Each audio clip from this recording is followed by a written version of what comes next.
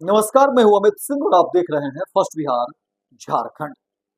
देखिए, बिहार में महागठबंधन में घमासान मचा हुआ है। एक तरफ अगर बात करें एनडीए की, तो देखिए एनडीए की लगातार जो है 3-4 महीनों पहले से ही बैठकें हो रही हैं, संयुक्त बैठक हो रही है।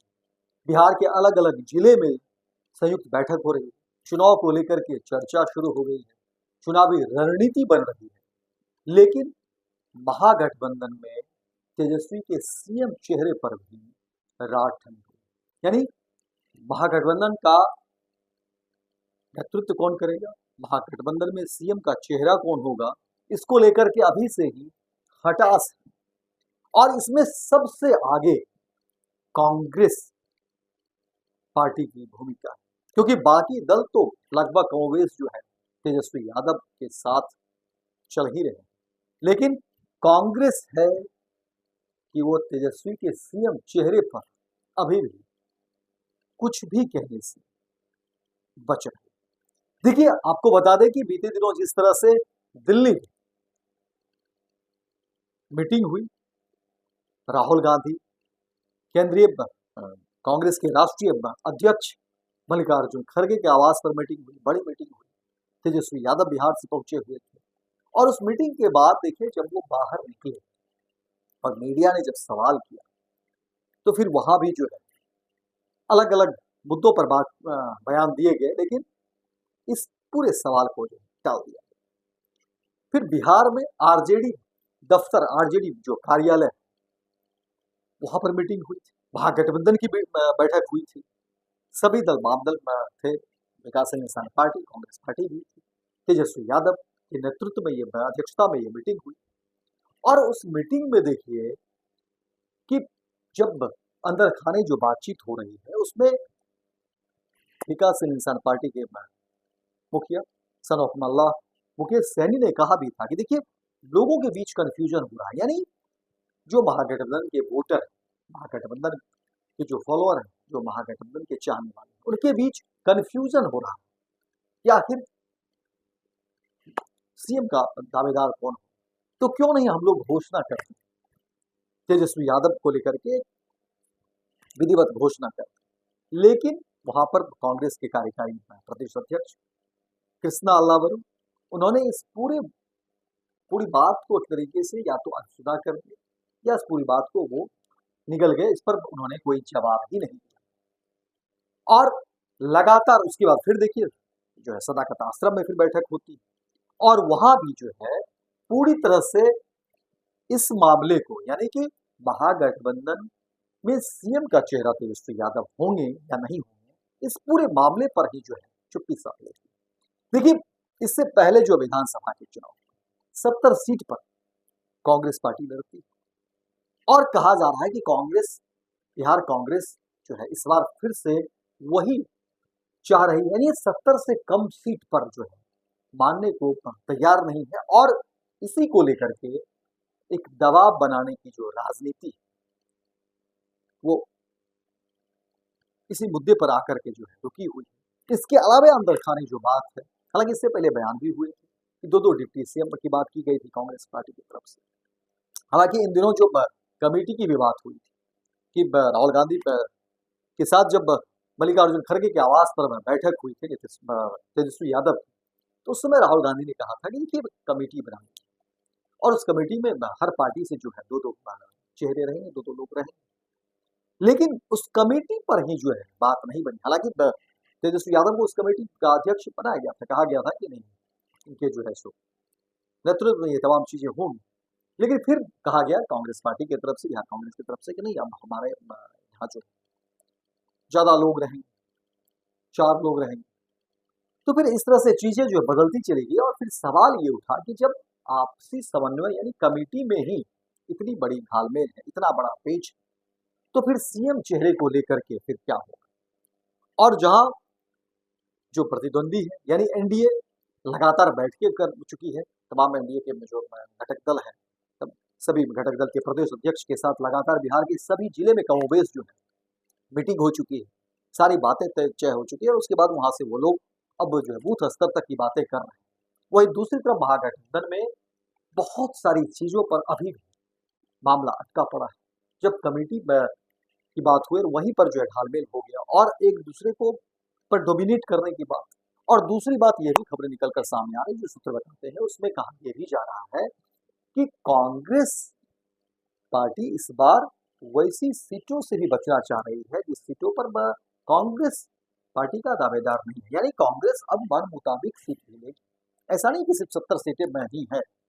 कांग्रेस पार्टी कोई फेंकी हुई सीट नहीं है। कांग्रेस पार्टी का जहां जनाधार है, जहां वर्चस्व है, उस सीट पर कांग्रेस पार्टी की दावेदारी होगी और यहीं पर एक बड़ा पेंच जो है वो फंसता हुआ दिख रहा है। लेकिन सवाल है कि क्या तेजस्वी यादव इन तमाम चीजों को, झंझावातों को बर्दाश्त करेंगे? क्योंकि बिहार में बड़ी पार्टी जो है वो आरजेडी, और आरजेडी का अपना एक जनाधार है, वोट बैंक है, बाय समीकरण पहले से इंटेक्ट है। ए टू जेड की बात तेजस्वी यादव करते हैं। और हाल के दिनों में जिस तरह से तेजस्वी यादव का जो है कार्यकर्ता संवाद यात्रा बिहार के तमाम जिलों में रहे और जिस तरह से उन्होंने अपनी बात कही, घोषणा किया, चाहे वो बिजली बिल को लेकर के हो, पेंशन योजना को लेकर के और माए बहन मान योजना को लेकर के 2500 रुपये देने की बात कही। इन तमाम फैसलों के बाद, घोषणाओं के बाद जो स्थिति बनी है, उसके बाद सवाल उठ रहा है कि क्या तेजस्वी यादव कांग्रेस की जो ये रणनीति है, दबाव बनाने की रणनीति, दबाव बनाने की राजनीति, चाहे वो शिव सैनी का मसला हो या कोई और मसला हो, क्या तेजस्वी यादव ये बर्दाश्त करेंगे? क्या लालू प्रसाद यादव कांग्रेस की जो ये नीति है उसको बर्दाश्त करेंगे? क्या हालांकि कांग्रेस का अब जो नीति रही है, क्योंकि राहुल गांधी जब बीच में बिहार आए थे तो उन्होंने कहा भी था कि कांग्रेस अब नए कदम के साथ, नई नीति के साथ जो है बिहार चुनाव में कदम रखे। लेकिन सवाल है कि तेजस्वी यादव इन पूरे मसले पर, पूरी पूरी जो रणनीति है कांग्रेस की, क्या उसको एक्सेप्ट कर पाए? अभी तो ठीक है, दोनों तरफ से बातें चल रही, लेकिन ये जिस तरह से दीवार बन करके कांग्रेस पार्टी खड़ी है, इसको आरजेडी कब तक झेल पाएगी या कब तक जो है इस तरह से ये गठबंधन की गाड़ी साथ चलेगी? ये बिहार की राजनीति में बड़ा सवाल जो है वो उठना शुरू हो गया। और महागठबंधन के अंदर, आरजेडी के अंदर भी कई तरह की बात जो है वो शुरू हो रही है और कहा जा रहा है कि क्यों नहीं कांग्रेस पार्टी को महागठबंधन से अलग कर दिया जाए। इस तरह की भी खबरें सूत्र बताते हैं, क्योंकि इन तमाम झंझावातों से आरजेडी कम से कम बचना चाहती है और आरजेडी की कोशिश है कि 2025 में बड़ी भूमिका बनाई जाए, सरकार बनाई जाए, 2025 जो है में बड़ी जीत हासिल की जाए। और इस तमाम जो मुद्दे हैं, तमाम जो महाअभियान है, उसमें कहा जा रहा है कि कांग्रेस पार्टी रोरे अटकाने का काम कर रही है और फिर बात सवाल जनाधार को लेकर भी उठने शुरू हो जाते हैं। देखना दिलचस्प होगा कि आने वाले समय में आखिर कांग्रेस की रणनीति कहाँ फिट बैठती है। क्या तेजस्वी यादव को पटखनी देने में कामयाब होंगे, झुकाने में कामयाब होंगे, या फिर तेजस्वी यादव कुछ अलग रणनीति अपनाएंगे? तेजस्वी यादव की अपनी जो है अलग रणनीति के तहत वो आगे बढ़ेंगे।